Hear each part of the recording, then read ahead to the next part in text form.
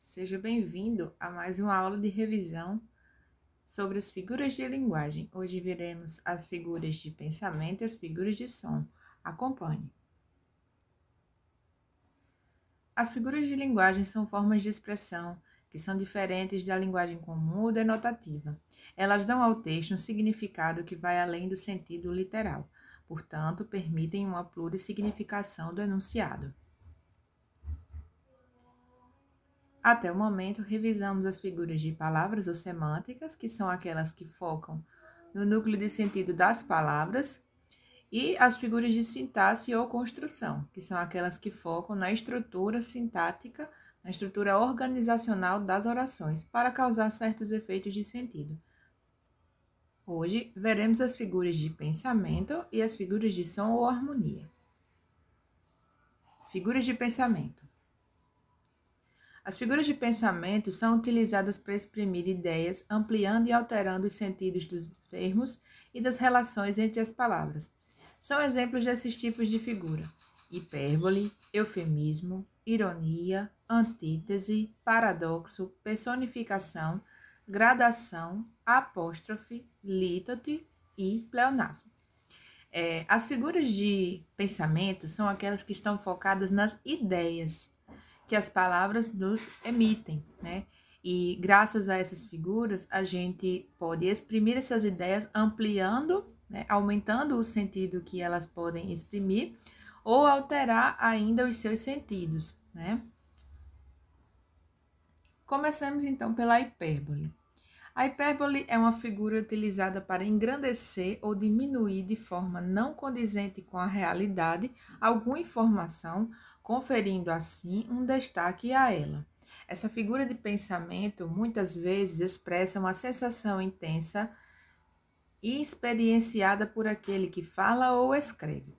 Então, com a hipérbole, a tendência é que nós tentemos aumentar, elevar ao máximo uma informação, tratando ela como se fosse um exagero. Por exemplo, chorou rios de lágrimas.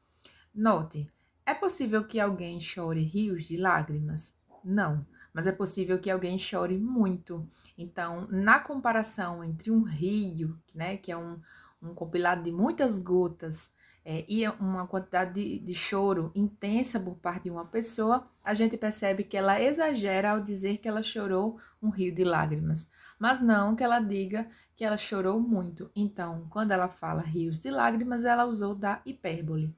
A mesma coisa acontece quando ela diz: estou morta de vontade de comer uma pizza. Ora, é possível que alguém morra de vontade? Não, mas aqui mostra que ela estava com muita vontade. Ou seja, nessa também situação usamos a hipérbole. A palavra hipérbole vem do grego hiperbolé, que significa lançar além, lançar sobre, o que passa a noção de ir além do que se pretende dizer e exagerar. Então, a própria origem da palavra hipérbole reforça o sentido de exagero que essa figura de linguagem expressa. Outros exemplos para fixar. Eu já te falei 1 milhão de vezes que não gosto disso. É possível que alguém fale 1 milhão de vezes a mesma coisa? Acredito que não. Então, aqui, uma presença de hipérbole.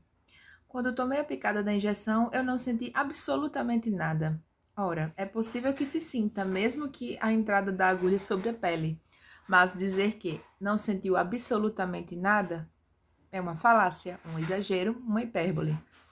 Eu morro de rir quando assisto essa série. É possível morrer de rir? Talvez não. Então, aqui, novamente, o uso da hipérbole fica evidente. Eufemismo. O enunciador, por meio da escolha de palavras e expressões que estão no campo semântico tido como positivo, suaviza a transmissão das mensagens, cujos conteúdos versam sobre eventos normalmente considerados trágicos, constrangedores, asquerosos ou desagradáveis. Então, o eufemismo é a figura de linguagem oposta à hipérbole. Se na hipérbole nós exageramos, no eufemismo nós tentamos suavizar. Passar uma mensagem que é trágica, que é constrangedora, que nos soa desagradável, de uma forma mais suave. Costuma-se dizer que é a figura de linguagem da elegância, né? Você tenta transmitir a mensagem da maneira mais tranquila, suave e impactante possível. Por exemplo, veja um trecho de uma música dos Titãs. Eles dizem: 10 anos se passaram, cresceram meus irmãos e os anjos levaram minha mãe pelas mãos. Então, quando ele afirma que os anjos levaram minha mãe pelas mãos, na verdade o que ele está dizendo é que a mãe dele partiu, morreu. Então, dizer que os anjos tomaram-na pela mão é uma forma suave de dizer que ela teve a sua hora, né? Faleceu. Outros exemplos de eufemismos para que a gente possa fixar. Basicamente, o eufemismo está associado a contextos sociais, religiosos ou morais. Portanto, quando um médico diz que o paciente tem um tumor maligno, ao invés de dizer que ele tem câncer, que é uma doença que socialmente impacta muito a vida das pessoas, né? As pessoas cresceram, a nossa sociedade, na verdade, cresceu imaginando que alguém, ao contrair, né, desenvolver câncer, estaria condenado à morte. Então a medicina, os médicos acabaram se especializando em tentar suavizar a passagem dessa notícia, né, para alguém que tem câncer. Ou, por exemplo, quando um repórter fala que determinada pessoa pública faltou com a verdade. Ora, o repórter, né, o jornalista, ele tende a aprender expressões, palavras que suavizem aquilo que ele vai informar. Ele precisa trabalhar com a verdade, mas essa verdade precisa ter modos de ser apresentada. Então, quando ele fala que uma pessoa faltou com a verdade, ao invés de dizer que ela mentiu, ele está usando do eufemismo. O eufemismo também pode evitar que você sofra um processo judicial. Então, quando um jornalista fala que alguém faltou com a verdade, ao invés de dizer que ela mentiu, ele está evitando um processo, por exemplo, por calúnia ou difamação. Então, é uma figura que pode colaborar muito com a nossa vida prática. Em vez de... Ou ainda, quando a morte de alguém é anunciada com expressões tais como o deu o último suspiro, partiu, descansou, entre outras, a gente está diante de eufemismos para a expressão morrer. Ironia. Ao empregar alguns termos e expressões, na verdade, o interlocutor fala, na ironia, o oposto do que foi dito ou escrito. Tal fenômeno linguístico é identificado por meio da análise do contexto. Note: moça linda, bem tratada, 3 séculos de família, burra como uma porta, um amor. Esse é um trecho de um poema do Mário de Andrade, um grande escritor brasileiro do período modernista. Nesse trecho, o Mário de Andrade descreve uma moça, fala que ela pertence a uma família tradicional, 3 séculos de família, ela é bem tratada, tem uma boa aparência, mas fala que ela é burra como uma porta. E encerra o trecho falando um amor. Então, nesse caso, quando ele diz que ela é um amor, após citar que ela é uma burra, na verdade, o que ele usou foi de ironia. A ironia, figura de linguagem, que a gente usa quando queremos dizer o contrário do que a gente pensa, né? O contrário do que a gente diz. Então, o termo ironia, ele vem do grego eironeia e significa dissimulação. Estou de recuperação na escola. Parabéns para mim. Observe esse exemplo. Aqui, quando você parabeniza a si mesmo, mesmo estando em recuperação, que não é algo que mereça parabéns, você está usando de ironia. Mas algumas pessoas confundem, né, não fazem diferenciação entre ironia e sarcasmo, enquanto que essas figuras, sim, têm diferença. O sarcasmo é um recurso estilístico semelhante à ironia, por também expressar propositalmente o oposto do que se quis dizer. No entanto, ao contrário da ironia, o sarcasmo é notadamente mais agressivo e provocador, muitas vezes zombando de algo ou de alguém. A ironia, por sua vez, pode ser mais leve ou menos óbvia e mais sutil no tom de deboche. Então, a ironia, ela é mais suave, ela é mais leve. As pessoas precisam prestar mais atenção no contexto para então detectar a presença da ironia. Já o sarcasmo, não. O sarcasmo é mais evidente, é mais agressivo. Ele provoca mais. Antítese. A antítese é o emprego no mesmo período de palavras e expressões que apresentam sentidos opostos. Ele pode expressar um estado de confusão vivenciado por quem enuncia e precisa de análise do contexto para a sua identificação. Então, observe esse trecho da música Certas Coisas de Lulu Santos. Vocês vão perceber que nela há palavras que têm significados opostos dentro da mesma sentença, dentro das mesmos versos. Ele diz: não existiria som se não houvesse o silêncio. Não haveria luz se não fosse a escuridão. A vida é mesmo assim, dia e noite, não e sim. Então, quando ele usa expressões como som e silêncio, luz e escuridão, dia e noite, não e sim, ele usa expressões que têm sentidos opostos. Provavelmente, ele utilizou-se da antítese aqui para expressar a dualidade dos seus sentimentos, mostrar que ele não tem um sentimento claro sobre tudo que ele está vivendo e ele está confuso. Então, a antítese é muito utilizada, assim como também a ironia, o eufemismo, às vezes a hipérbole, em literatura, né? Em textos literários, poemas, prosas, romances, novelas e músicas e afins. O paradoxo é um tipo de antítese. Ele pode ser considerado uma espécie de antítese, pois também possui emprego de termos opositores. Então, no paradoxo, você também vai observar expressões que são opostas. A diferença é que a coerência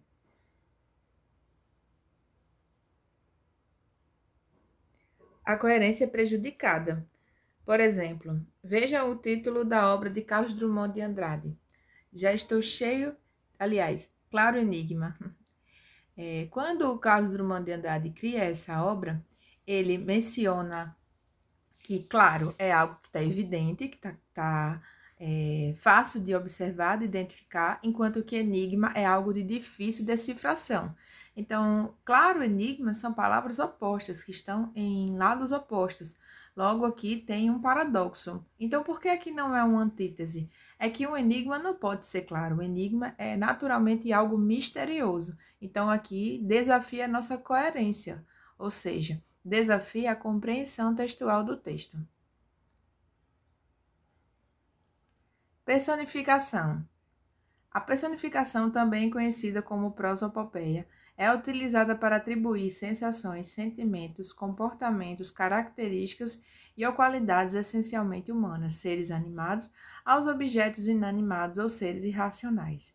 Então, a prosopopeia, ou personificação, ou ainda animismo, é uma figura de linguagem que consiste em usar sentimentos, sensações que são humanas, que só humanos podem fazer, sentir, e atribuir isso a objetos, animais, a seres que não são animados.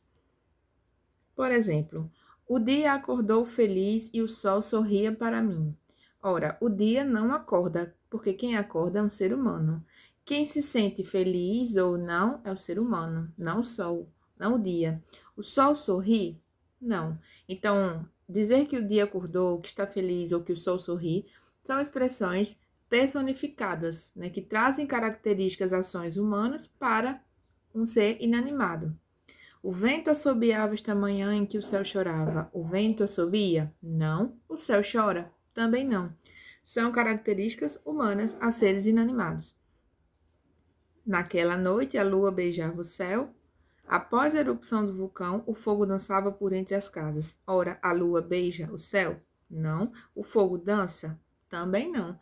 Mas pela semelhança das coisas que eles demonstram, por exemplo, a lua está bonita, encantando no céu, ou o fogo ter as suas labaredas se movimentando e isso parecer que está dançando. Então, essas características é que vão atribuindo o uso da prosopopeia. Gradação. A gradação também é conhecida como clímax.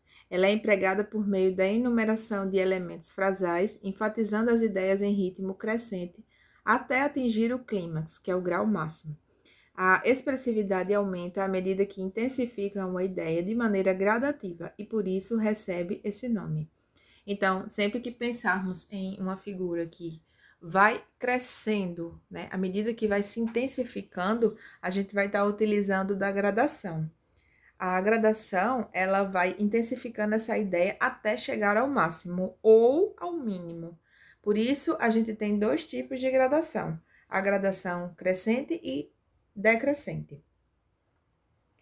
Veja, por exemplo, eu era pobre, era subalterno, era nada. Note, aqui ele vai decrescendo de intensidade. Pobre, subalterno, que é mais pobre do que pobre, e nada, que é praticamente inexistente. Mais de 10, mais 100, mais 1000 e mais 1 bilhão. Aqui a gente tem o uso da gradação de maneira crescente, né? 10, que é menor que 100, que é menor que 1000, que é menor que bilhão. Apóstrofe. Nessa figura, há o destaque de uma expressão ou um pensamento por meio do chamamento de uma pessoa, que pode ser real, como um amigo, ou imaginária. Na língua portuguesa, essa figura é conhecida como vocativo e aparece isolada geralmente por vírgulas. Na língua portuguesa, a gente aprende que nós temos os termos essenciais da oração, os termos integrantes e os termos acessórios. Um dos termos acessórios, que é aquele que traz informação que não é de tão importância quanto o sujeito ou o predicado, por exemplo, é o vocativo. O vocativo ele é um termo acessório na língua portuguesa que serve para chamar, convidar, interpelar alguém, um sujeito, um ser para a conversa.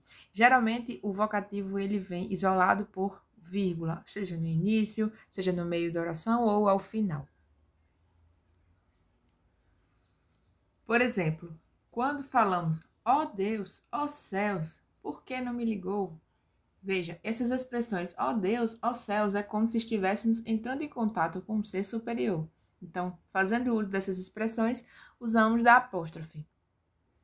Senhor, tende piedade de nós.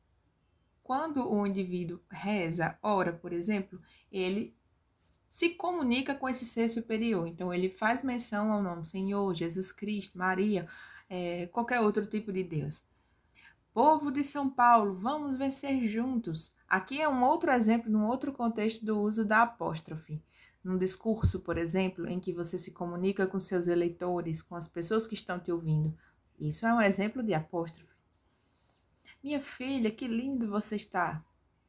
Um diálogo um pouco mais informal, né? Familiar, também uso de apóstrofe. E assim por diante. Lítote. A lítote se manifesta numa afirmação construída a partir da negação do seu contrário. Verifique a seguir alguns casos dessa figura de pensamento. Observe, Maria não é inteligente ou Humberto não deixou um legado positivo. Perceba que na primeira, na verdade, o que eu estava dizendo é Maria é burra ou Humberto deixou um legado, uma herança negativa. Mas para não ser indelicado, não soar impactante demais aquilo que eu quero dizer, eu acabo usando da lítote, que é negar este contrário, usar a palavra não e uma palavra contrária àquilo que, na verdade, o que eu quero dizer, certo? A lítote, ela se parece muito com o eufemismo, certo? Porque a ideia acaba sendo atenuada. Mas não é a mesma coisa, porque nem todo eufemismo é uma lítote, ok? O pleonasmo é um recurso linguístico que utiliza a repetição de um termo ou de uma ideia para dar maior ênfase ou clareza. Dependendo do contexto e da intenção do falante, o pleonasmo pode configurar uma figura de linguagem ou um desvio da norma padrão. Então, o pleonasmo, ele é uma figura de linguagem que tanto pode servir como um recurso estilístico de reforço, quanto ele pode acabar se tornando um vício de linguagem, um desvio da norma padrão, algo que deve ser evitado e combatido. Nós temos, então, dois tipos de pleonasmo, o pleonasmo literário e o pleonasmo vicioso. O pleonasmo literário, muitas vezes, ele é empregado para enfatizar uma ideia ou conceito, dando caráter poético à construção. Veja um exemplo clássico do poeta Fernando Pessoa. Ó mar salgado, quanto do teu sal são lágrimas de Portugal. Note que a expressão mar salgado é uma expressão pleonástica. Por quê? O mar é um ambiente, né, salgado. Você já sabe que ele é salgado. Então, não é necessário, por exemplo, usar a expressão salgado na frente, né? Então, aqui a gente tem uma expressão que tem pleonasmo. Só que esse pleonasmo aqui, ele é permitido, ele é literário. porque ele causa um efeito de sentido, ou seja, não é só um mar, é um mar que é extremamente salgado, e não só salgado por natureza, mas também porque foi salgado pelas lágrimas das mulheres de Portugal. Eu cito como exemplo aqui que esse poema foi feito em decorrência das mulheres que deixavam seus maridos nos portos e eles partiam em caravelas para as grandes navegações e elas acabavam chorando sobre o mar. Então, a comparação entre as lágrimas que são salgadas naturalmente e as águas do mar que se misturam. Então, esse tipo de pleonasmo é um pleonasmo de reforço, causa um efeito de sentido interessante. Já quando ele é um pleonasmo vicioso, ele precisa ser evitado. Por quê? Porque ele trata-se de construções comumente não vistas como adequadas, ou que não acrescentam efeito de ênfase ou de esclarecimento. É a mera repetição, repetição por ela mesma. Por exemplo, eu subi lá em cima para ver o que ela queria. Ora, se você sobe, a palavra subir é a interpretação seguinte: quem sobe é para cima, quem desce é para baixo, quem entra é para dentro. Então, são expressões que não requerem um reforço. Eu não preciso dizer subir lá para cima, basta dizer eu subi. Eu não preciso dizer eu entrei para dentro, basta dizer eu entrei, ok? Outras expressões pleonásticas que a gente passa batido é, por exemplo, o principal protagonista, né? Ele era o principal protagonista da história. Ora, o principal é algo que tem destaque. Protagonista, idem, a mesma coisa. Então, não há necessidade de colocar essas palavras uma ao lado da outra, porque ambas significam a mesma coisa. E quando a gente entra no pleonasmo como um vício, né, como um pleonasmo vicioso, ele acaba se tornando a redundância. A redundância, né, ela ocorre devido à desatenção mesmo do enunciador, a desatenção de quem está escrevendo ou falando, né? Desse modo, diferente do pleonasmo de reforço estilístico, a redundância ela não possui uma intenção expressiva. E esse uso ele é condenado pela norma culta. Então, ao escrever artigos de opinião, por exemplo, textos dissertativos argumentativos, colunas, entrevistas, enfim, textos práticos ou científicos, a redundância é um problema que deve ser evitado. Outros exemplos para a gente fixar. O carrasco decapitou a cabeça do condenado. Ora, quem decapita, né, quem corta a cabeça, obviamente está cortando uma cabeça. Então, não é necessário dizer que ele decapitou a cabeça, porque não é possível decapitar um braço, por exemplo, né? Alessandro, você tornou a repetir o mesmo erro de concordância. Novamente, quem torna a se refere a repetir. Então, não preciso colocar a palavra repetir à frente, porque tornar a significa repetir. Figuras de som ou harmonia. As figuras de som ou são figuras também conhecidas como figuras de harmonia. Elas são relacionadas à sonoridade das palavras ou expressões. São exemplos desse tipo de figura: a aliteração, a assonância, a onomatopeia e a paronomásia. A aliteração é a repetição de consoantes ou sílabas. Sempre que estivermos lendo poemas, músicas, onde essa expressão, essa figura de linguagem é mais comum, muitas vezes nós iremos perceber uma intenção proposital do artista, do autor, do escritor, em repetir certas consoantes ou certas sílabas para gerar um certo efeito de sentido.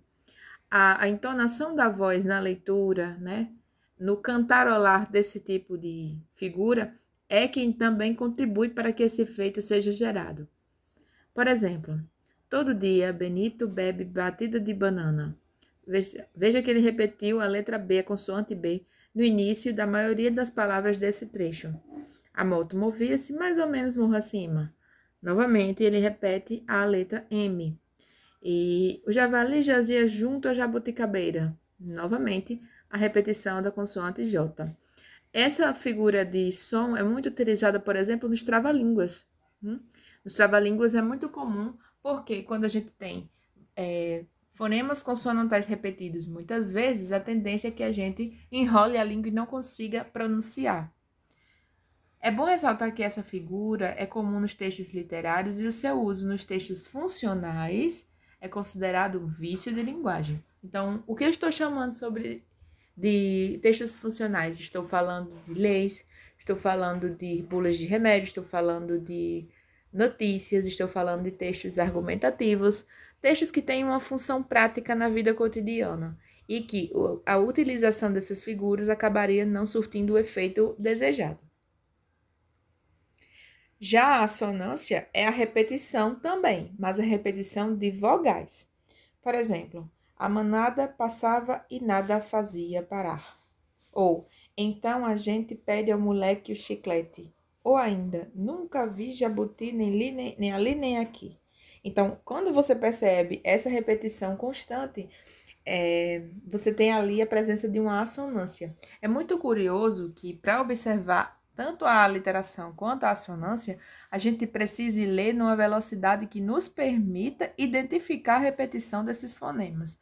Ler ela sem o ritmo adequado, sem o ritmo desejado pelo autor, faz com que a gente passe batido e não a perceba.